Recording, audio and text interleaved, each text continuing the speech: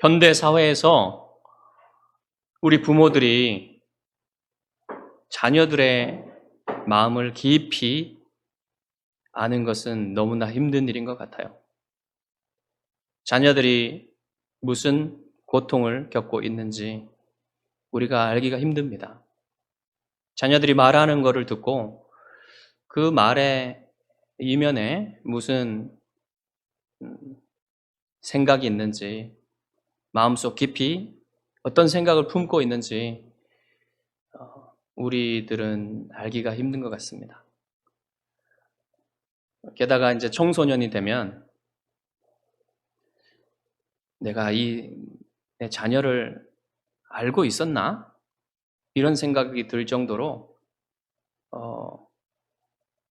자녀에 대해서 이해하지 못하는 자신을 발견하게 되지요. 근데 우리 하나님 아버지는 어떨까요? 우리가 고통 중에 있을 때 이런 질문을 하곤 합니다. 내가 고통당할 때 하나님 뭘 하고 계십니까? 오늘 본문은 이 질문에 대답을 하고 있는데요. 다 대답하는 건 아니지만 이 질문에 대한 대답을 일부 하고 있습니다. 그 대답이 뭔지 우리가 보도록 하겠습니다. 이스라엘 사람을 구하려는 모세의 선택은 옳았어요. 히브리서는 모세가 이 행동을 믿음으로 했다고 분명하게 말합니다. 믿음으로 모세는 장성하여 바로의 공주의 아들이라 칭함받기를 거절하고 도리어 하나님의 백성과 함께 고난받기를 잠시 죄악의 낙을 누리는 것보다 더 좋아하고 그리스도를 위하여 받는 수모를 애굽의 모든 보화보다 더 큰 재물로 여겼으니 이는 상 주심을 바라봄이라 믿음으로 애굽을 떠나 이렇게 말했어요. 믿음으로 했다는 얘기예요. 믿음으로 고통당하는 자기 동족을 구하려고 했단 말입니다. 그리고 믿음으로 애굽에서 잠시 죄악의 낙을 누리는 것보다 하나님의 백성과 함께 고통당하는 것을 택했다는 거예요. 그리고 믿음으로 애굽을 떠났다는 겁니다. 11절에 보면, 본문 11절에 보시면 모세의 이런 마음이 약간 보입니다. 힌트가 있어요. 자기 형제들, 한 히브리 사람, 곧 자기 형제, 또 자기 형제들, 이런 표현들을 보면 모세가 이 이스라엘 백성과 자기를 동일시하고 이 사람들을 자기의 형제들이라고 보았다는 것을 말해주고 있는 거예요. 히브리서 2장 11절에 보시면 예수님이 우리를 형제라 부르시는 것을 부끄러워하지 않으셨다고 했는데 모세의 모습 속에 이 예수 그리스도의 그림자가 보이고 있는 겁니다. 또한 그들이 고되게 노동하는 것을 봤다고 했어요. 이 보더니라는 동사는 어떤 감정을 가지고 보는 것을 말해요. 그냥 보는 게 아니고. 그러니까 모세가 긍휼의 마음을 가지고 동족을 보았다는 겁니다. 그 마음을 가지고 동족에게 갔다는 거예요. 노동 현장에.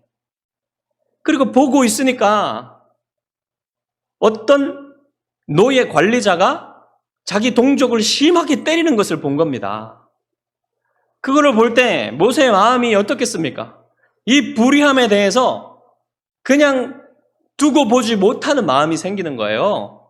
그래가지고 사방을 둘러보고 보는 사람이 없는 것을 확인하고는 맨손으로 쳐 죽입니다. 그리고 증거를 인멸하기 위해서 모래에 파묻죠. 자, 그러면 여러분, 뭐가 잘못된 걸까요? 왜 모세가 애굽을 떠나야 될 만큼 그런 이유가 뭘까요?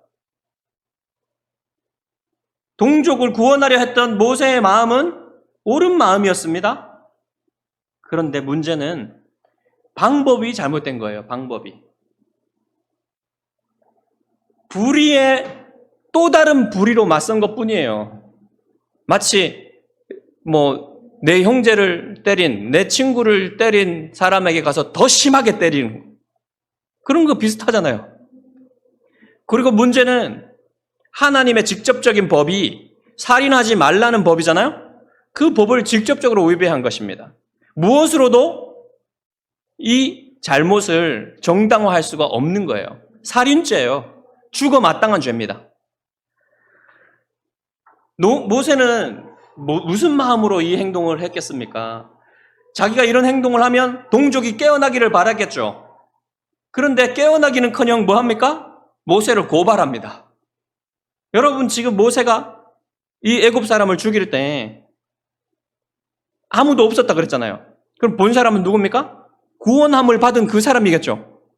그 사람이 고발을 했거나 그 사람이 동족 히브리인한테 가서 얘기를 했는데 그것을 듣고 어떤 자기의 형편을 나아지게 하는 그런 기회로 삼아서 사람에게, 애굽 사람한테 전했을 수 있지 않습니까?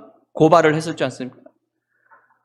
이렇게 해서 모세의 잘못이 탄로가 된 것이죠. 그런데 여러분, 애굽의 왕자의 신분으로서 노예 관리자 하나 죽이는 게 그렇게 큰 일이겠습니까? 근데 문제는 뭐냐면요. 이게 반역의 의미를 지니는 거예요. 바로의 정책에 정면으로 반박을 하는 겁니다. 그럼 뭡니까? 이 모세가 실제로 노예들을 이끌어서 반란을 일으킬 수도 있는 거죠. 그래서 곧바로 바로가 모세를 죽이려고 했던 거예요. 하나님의 법에 따라서도, 애굽의 법에 따라서도 모세는 이제 빠져나갈 수 없게 된 거예요. 이 살인죄, 사형에 해당하는 죄입니다. 자, 그런데 한 가지 의문이 생깁니다. 하나님이 이 이스라엘 백성을 구원하려고 마음을 먹고 계셨다면 지금 모세를 통해서 구원하면 되는 거 아닙니까? 그런데 왜 이때 구원하시지 않으신 걸까요? 모세가 아직 이스라엘을 이끌 준비가 되지 않아서 그래요. 모세는 이걸 자기 힘으로 하려고 했어요. 하나님의 은혜와 하나님의 능력으로 하려고 하지 않고 자기 힘으로 했다는 것이 문제입니다. 되게 큰 문제예요. 왜냐하면 하나님은 이 일들을 할 때 항상 자기 은혜와 자기 영광을 드러내기를 원하십니다. 이게 만고불변의 법칙이에요. 이것은 하나님은 언제나 심판하실 때도 구원하실 때도 하나님의 영광을 위해서 하십니다. 모세는 그것을 이해하지 못했어요. 그냥 자기가 하려고 했습니다. 너무나 교만했던 거예요. 이 교만이 빠지지 않으면, 해결되지 않으면 모세가 이스라엘을 이끌 준비가 안 되는 겁니다. 그래서 이 모세의 교만을 다루시고 이스라엘을 이끌 준비를 시키시기 위해서 모세를 먼저 출애굽시키시는 거예요. 하나님이. 이스라엘을 출애굽시키시기 전에. 그래서 모세는 바로의 칼을 피해서 멀리 도망갑니다. 미디안 땅으로 도망갔다 그랬는데요. 그 미디안은 원래 사해 남부에 정착을 했어요. 아브라함의 그 후손이죠. 미디안도. 사해 남부에 정착을 했는데 이 모세 때쯤에는 사해 남부에서 이동을 해가지고 시내 반도로 들어와가지고 시내 광야로 들어와서 시내 광야의 동쪽과 남부까지 차지한 것 같습니다. 그래서 모세가 도망간 곳은 어디냐면 이 아프리카와 사우디아라비아 사이에 있는 이 시내반도, 이 시내반도로 도망을 가가지고 멀리 도망가서 시내산, 그 남부 쪽에 있죠. 남부 중앙에 있죠. 시내산을 돌아서 시내산 동쪽까지 간 것 같아요. 미디안 족속이 있는. 그래서 그 산을 지나가니까 아마 안심이 된 것 같습니다. 이제 안 쫓아오겠지 하고 거기에 정착을 하는 거예요. 자, 정착을 하고 15절에 보시면 모세가 우물 곁에 앉았더라 이렇게 말합니다. 근데 이 우물 곁에 앉았더라라는 이 표현은 우물 곁에 거주했더라라고 번역할 수도 있어요. 이 단어가 앉았더라도 되고 거주했더라도 될 수 있는 단어입니다. 그러니까 저는 이제 영어 번역에 보면 이걸 여러 번역들마다 차이가 있어요. 앉았더라라고 하는 데도 있고 거주했더라고 하는 데도 있어요.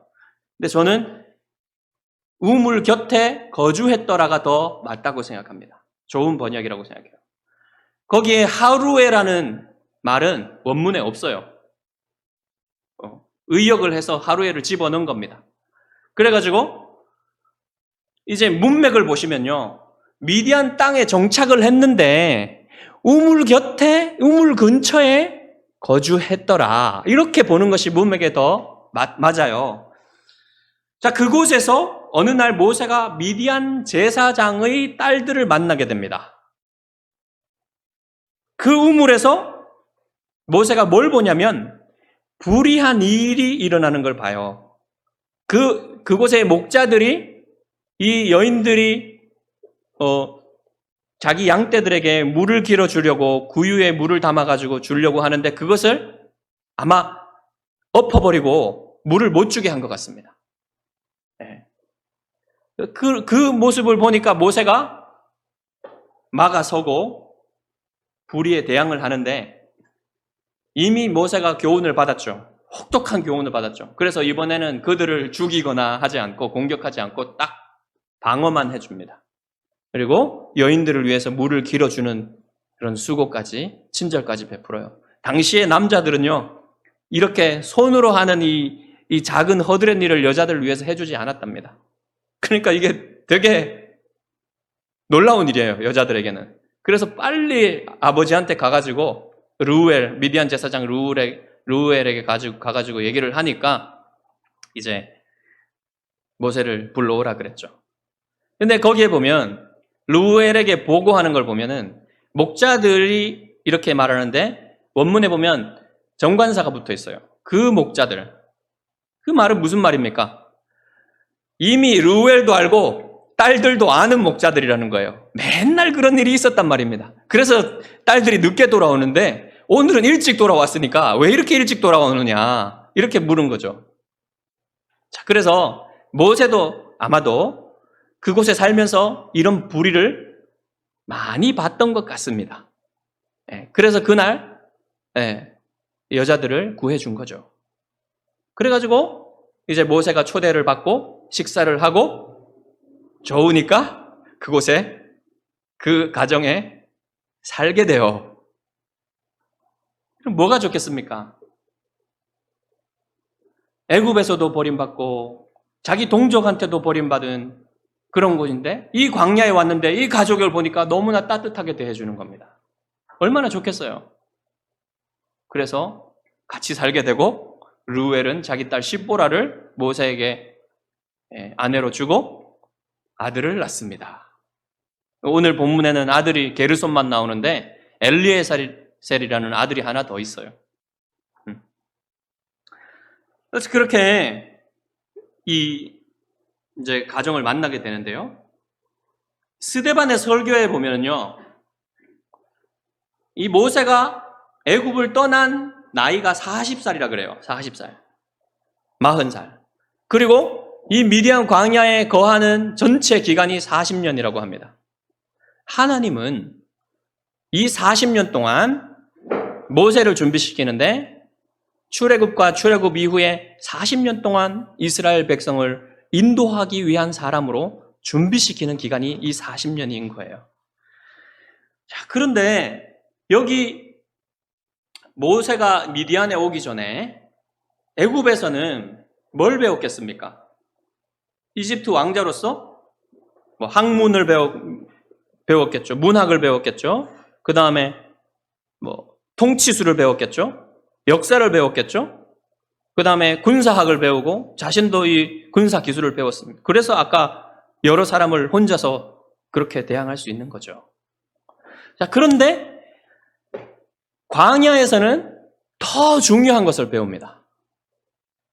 우선 가정을 이룬 것이에요. 모세는 40이 되도록 결혼을 하지 않은 것 같아 보여요. 왜냐하면 애굽을 떠날 때 보면 가족을 데리고 나온다는 얘기가 전혀 없어요. 그러니까 애굽에서는 결혼을 안 했다는 겁니다. 40살이 될 때까지. 아마도 애굽 여인하고 결혼하기 싫었을 겁니다.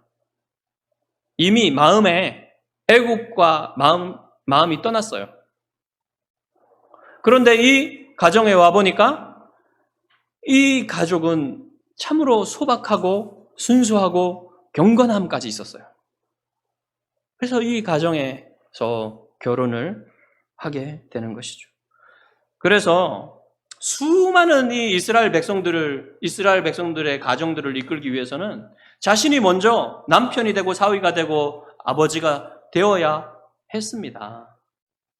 그래야만 이끌 수 있는 거죠. 그래서 하나님이 이 광야에서 이 좋은 가정을 만나게 하시는 거예요. 르우엘이 여러분 분명히 아브라함의 하나님을 알고 있는 제사장이다 이렇게 볼 수 있을 만한 분명한 증거는 없습니다. 그런데 보시면 르우엘이 아브라함의 하나님을 알고 있었다고 보일 만한 증거들이 조금 보여요. 보시면 우선 르우엘이 아브라함의 자손이죠. 아브라함이 그두라에게서 낳은 아들이 미디안입니다. 그리고 르우엘은 미디안의 제사장이죠. 그래서 아브라함으로부터 받은 신앙을 미디안 사람들이 받았고 그리고 르우엘까지 왔다고 할 수 있어요. 분명 그랬을 겁니다. 근데 물론 그 신앙이 조금 변형이 됐을 수도 있겠죠. 그렇지만 여러분 이 유목민들의 삶이라는 건요. 광야의 유목민들의 삶이라는 것은요. 거의 변화가 없어요. 조상들에게 받은 그대로 지속됩니다. 몇백 년을. 그래서 조상에게 받은 그 신앙대로 하나님을 섬기며 살고 있었다고 생각할 수도 있는 거예요. 또한 르우엘의 이름이 하나님의 친구라는 뜻이에요. 그리고 르우엘과 함께 살면서 모세가 이방 종교의 영향을 받았다는 증거가 하나도 없어요. 그런 게 전혀 안 보입니다. 그리고 오히려 르우엘과 함께 있을 때에 모세가 아브라함의 하나님을 만나죠. 그리고 모세가 르우엘에게 하나님의 부르심에 대해서 얘기를 할 때 르우엘이 흔쾌히 모세를 애굽으로 보내줍니다. 그리고 또 이제 출애굽을 한 이후에 다시 시내산 근처에서 이제 만나죠. 르우엘을. 그때 만났을 때 이때까지 하나님이 출애굽시키시고 하신 모든 그 일들을 듣더니 르우엘이 뭐라고 하나님을 찬양합니까? 모든 신보다 뛰어나신 하나님을 찬양합니다. 그리고 나서 하나님께 이 여호와 하나님께 희생 제사를 드려요. 제물을 가지고 와서. 그리고 또 모세가 이스라엘 백성들을 재판하는데 너무 힘들어하니까 1000부장, 100부장, 50부장, 10부장의 제도를 알려주죠. 여러분 이게 하나님의 한수예요. 하나님의 한수. 이 광야로 도망간 모세가 이렇게 좋은 가정을 만나게 되는 겁니다. 이게 하나님의 한수가 아니가 무엇이겠습니까? 자, 그리고 모세는 십보라와의 사이에 두 아들을 두었는데요. 첫째는 게르솜이고 둘째는 엘리에셀입니다.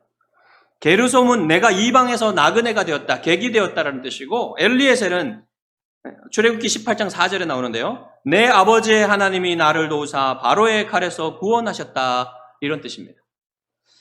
게르솜의 이름에는 여러분 모세의 외로움이 담겨 있어요. 슬픔이 담겨 있어요. 어떤 슬픔입니까?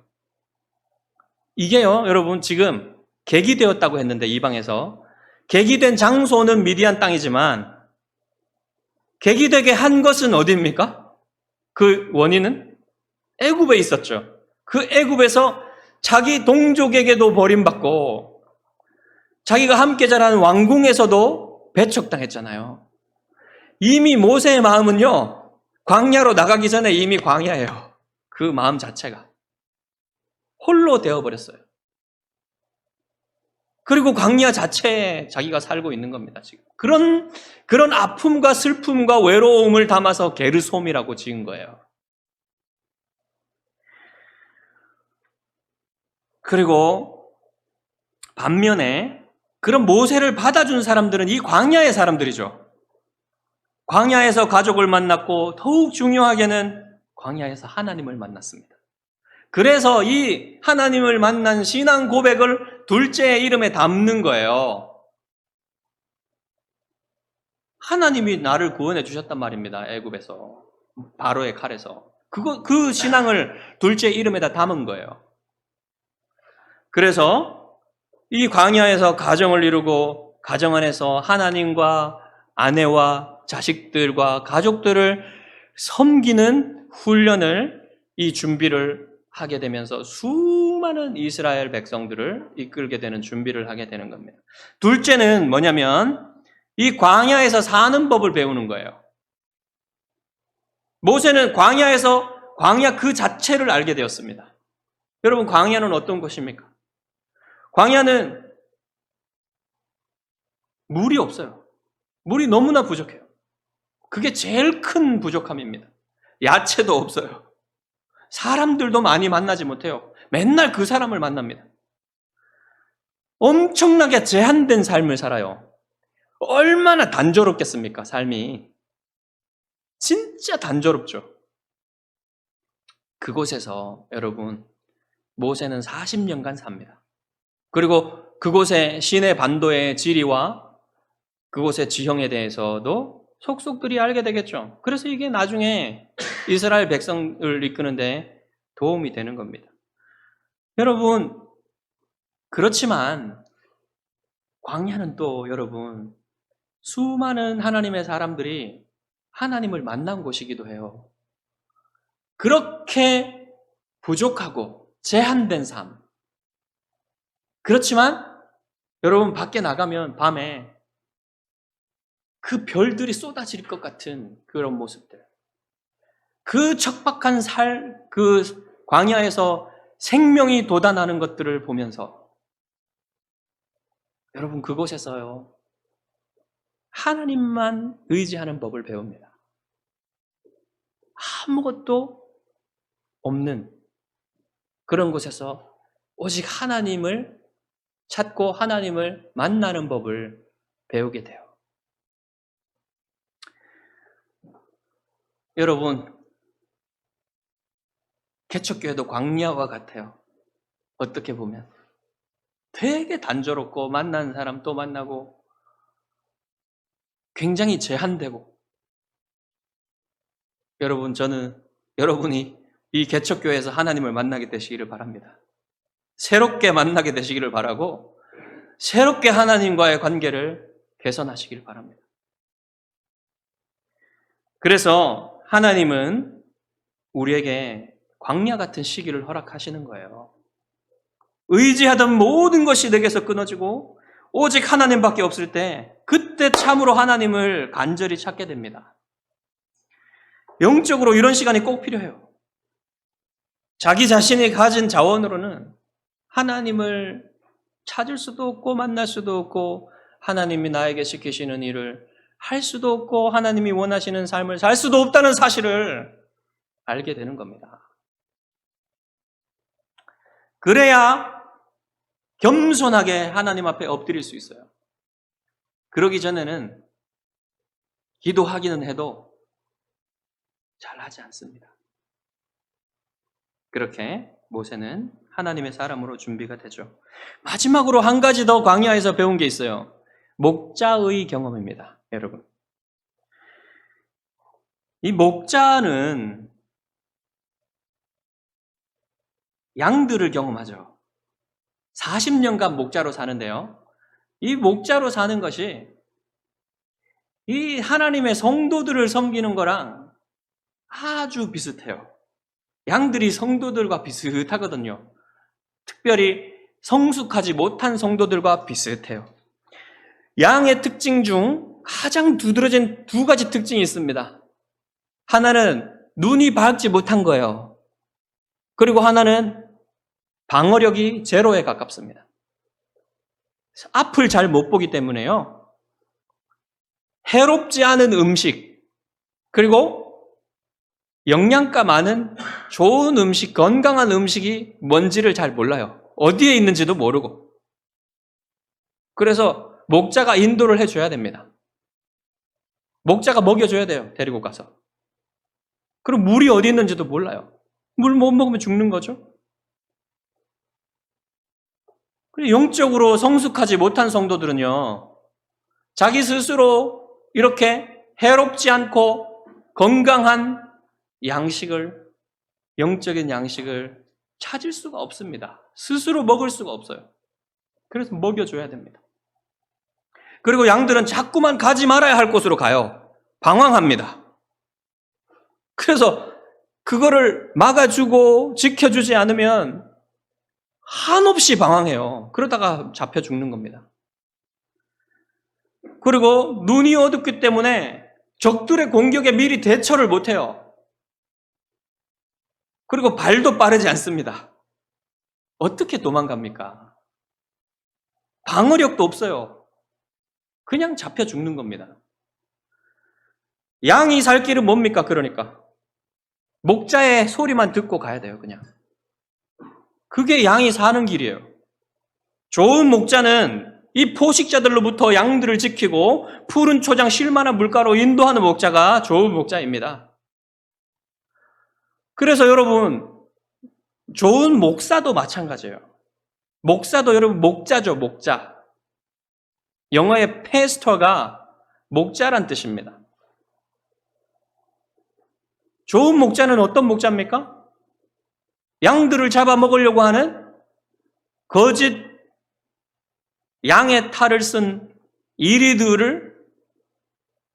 이리들로부터, 거짓 선생들로부터 성도들을 보호하고 성도들에게 좋은 꼴을, 영적으로 건강한 꼴을, 해롭지 않은 꼴을 먹이는 것이 좋은 목자가 아니겠습니까?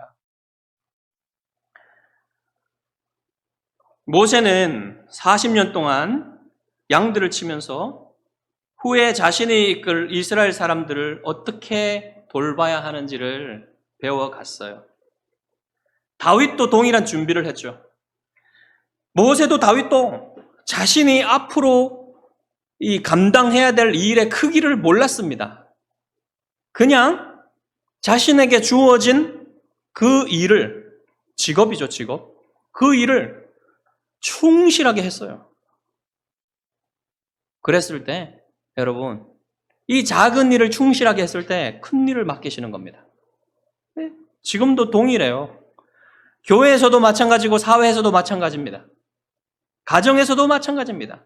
작은 일을 충실하게 해야 큰 일도 할 수 있어요.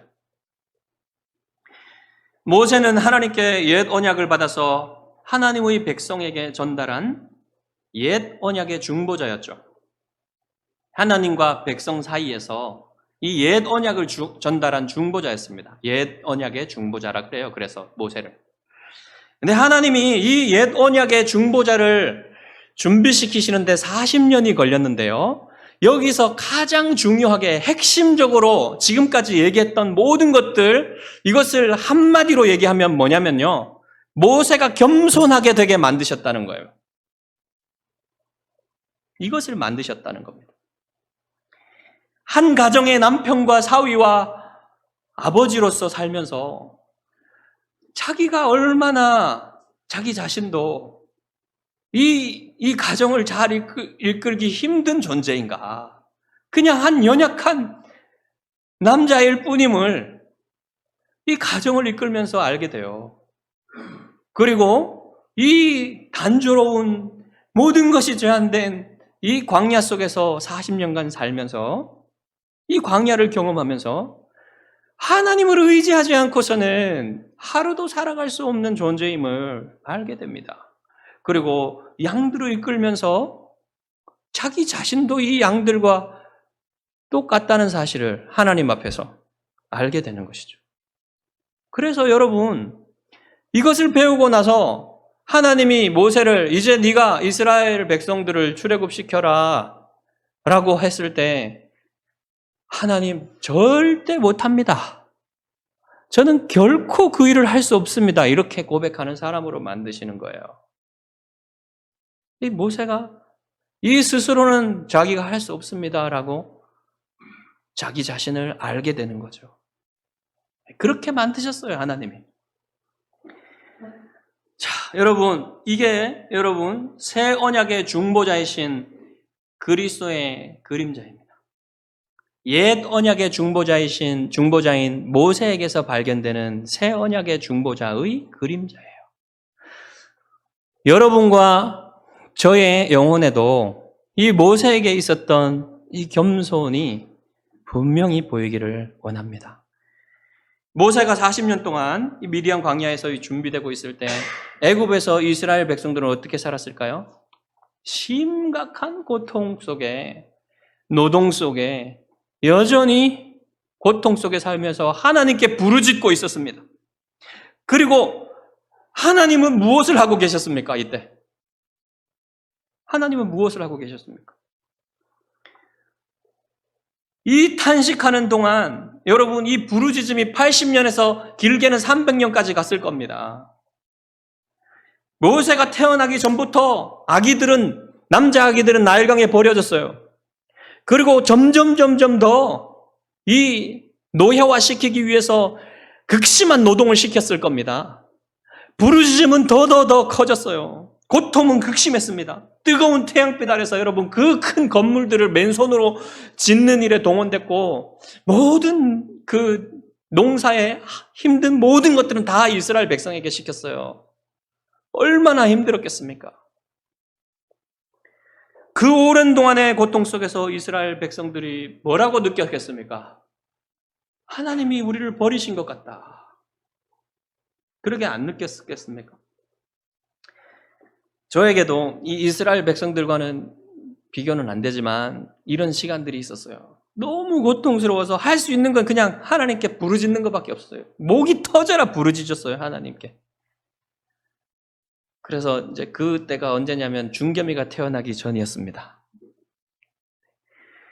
그때가 좀 지나고 나서 군포에 와가지고 중겸이가 태어났어요. 어떻게 기도해야 되는지도 알 수 없는 그 상황에서는 그냥 하나님께 부르짖는 수밖에 없어요. 기도가 아니에요. 이건 그냥 외침이에요. 하나님, 그냥 이거밖에 없어요. 하나님 언제까지입니까? 그렇게 이스라엘 백성들도 부르짖었을 거예요.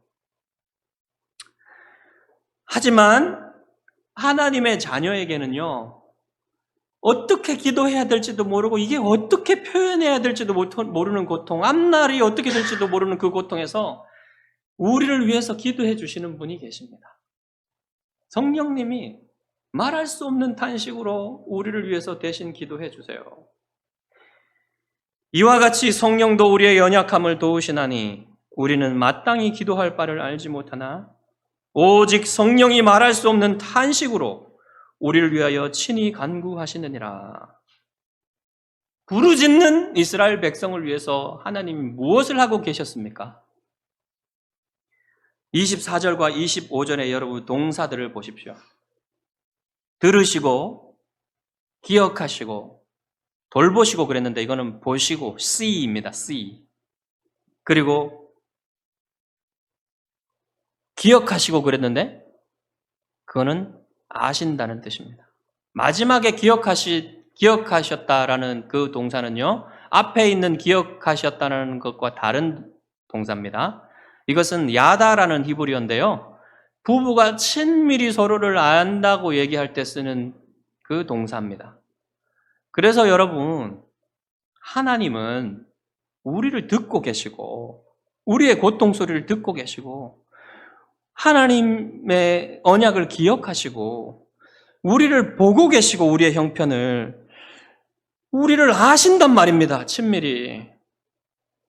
여러분 부모들이 자식을 이렇게 할 수 있다면 너무나 좋겠죠. 자식들이 하는 말을 잘 듣고 그게 무슨 말인지 잘 이해하고 그리고 부모들은 자주 자식들에게 한 약속을 잊어버려요. 알면서도 안 지킬 때도 있고 그렇지는 않지만 자기가 한 약속을 부모가 한 약속을 자식들에게 잘 지켜주고 그리고 자식들의 형편을 세심히 살펴서 뭐가 필요한지 알면서 이렇게 공급해주고 그리고 또 마지막으로는 아이들의 마음 깊은 곳까지 세심하게 잘 이해하고 알고 있다면 얼마나 좋겠습니까? 근데 부모는 그러지 못해요. 완벽한 부모가 한 개도 없어요. 하나도. 세상에는. 그렇지만 우리 하나님 아버지는 부족함 없는 하나님이십니다. 여러분이 기도하실 때 하나님 다 듣고 계세요. 적극적으로 들으십니다. 그냥 흘려 들으시는 법이 없어요. 그리고 하나님 기억하세요. 뭘 기억하십니까? 하나님이 우리가 짓는 죄, 여러분이 짓는 죄를 다 기억하고 계신다면 얼마나 무섭겠어요. 근데 하나님이 기억하시는 것은 여러분의 죄가 아니라 하나님이 여러분에게 하신 약속입니다. 그 약속을 기억하시고 그것을 실행해 주신다는 거예요, 하나님이. 그리고 하나님은 우리의 형편을 보고 계십니다. 속속들이 보고 계세요. 그리고 우리를 아신다는 거예요, 하나님이. 이 모든 얘기들을 할 때요, 다 보시면요, 하나님이 들으시고, 하나님이 기억하시고, 하나님이 보시고, 하나님이 아신다라고 분명히 얘기를 합니다. 적극적으로 하신다는 거예요, 하나님이 이 일을. 우리가 보기에는 하나님이 놀고 계시고, 하나님이 뒤에 계시고, 기억하지 않으시고, 아무것도 하시지 않는 것처럼 보여도 하나님은 하고 계신다는 말입니다. 무엇을 하고 계십니까? 이제 바로가 죽습니다. 모세가 돌아올 때예요. 하나님이 이때를 위해서 40년간 모세를 준비하셨단 말입니다. 아니 80년간 준비하셨죠. 이스라엘이 고통 중에 부르짖는 그때에 하나님은 이스라엘을 이끌 지도자를 준비하셨다는 거예요. 이스라엘을 구원하시기 위해 옛 언약의 중보자를 준비하신 하나님이 또한 누구를 준비하셨습니까? 새 언약을 우리 모두를 구원할, 인류를 구원할 새 언약의 중보자를 준비하신 겁니다. 그 준비는 여러분 아담과 하와가 타락한 직후부터 시작하셨어요. 아니, 하나님이 이것을 계획하신 것은요, 창조 전부터 계획을 하신 겁니다. 그래서 하나님이 정하신 때에 죄와 사탄과 사막의 권세에 종로로 타면서 신음하고 있었던, 사망의 그늘에서 부르짖고 있었던 그들에게, 자기 백성에게 하나님이 아들을 보내셨죠. 그리스도께서는 이 땅에 오셔서 질병과 사탄과 죄에 신음하던 그 백성들을 풀어주시고 결국 십자가에서 우리 죄를 대신하여서 죽으시고 부활하셔 우리를 하나님 나라로 이끄셨습니다. 영원한 출애굽을 시켜주셨습니다. 이제 하나님은 예수 그리스도 안에서, 새 언약의 중보자이신 예수 그리스도 안에서 우리를 친밀하게 아세요. 그리고 하나님이 우리에게 약속하신 모든 것을 다 이루어 주실 것을 믿으시기 바랍니다. 다 이루어 주세요. 그분이 여러분의 영원한 아버지이십니다. 그분께 가까이 나아가십시오. 그분 안에 거할 때 여러분에게 자유와 기쁨과 쉼이 있습니다. 기도하시겠습니다.